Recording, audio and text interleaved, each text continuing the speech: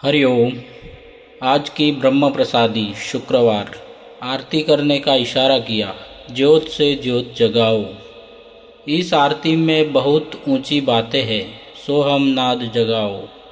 अजपा गायत्री विकार दंडोदेयम। वो अजपा सोहम स्वाभाविक चल रही है, वो बताया था ना। घड़ी का लोलक हिल रहा था। सेठ ने पूछा, घड़ी बंद हो गई क्या? आवाज़ क्यों नहीं आ रही? मुनिम ने देखा, कहा घड़ी तो चल रही है, लेकिन बारातियों के शोर में उसकी आवाज़ दब गई है। ऐसे ही सोहम अनहद नाद सदा चल रही है, लेकिन इंद्रियों के शोर में दब गई।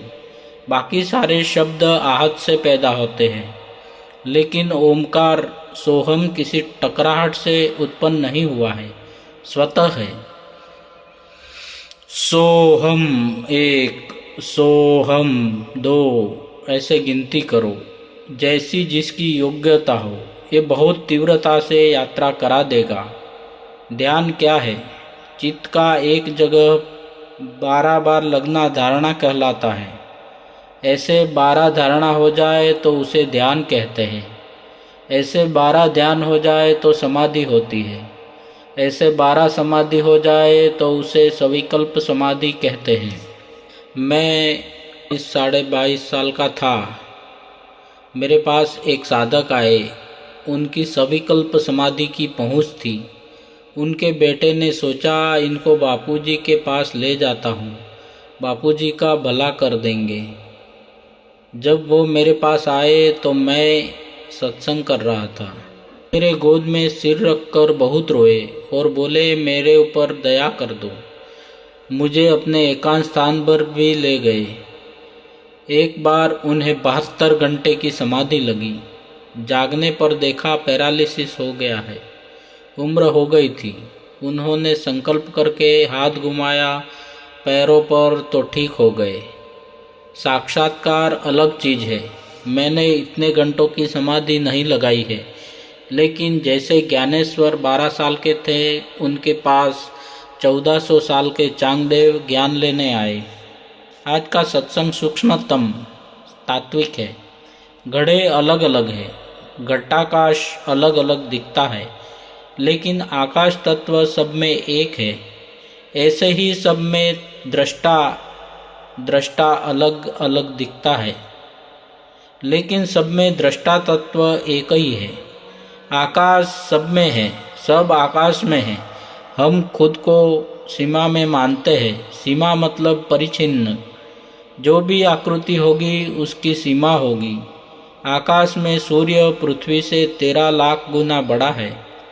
प्रकाश की गति 1,86,000 मील की रफ्तार से चलती है।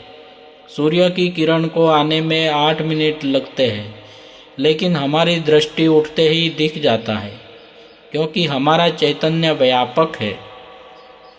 आकाश भी उसमें है। सोचो हम कितना बड़े व्यापक चैतन्य हैं।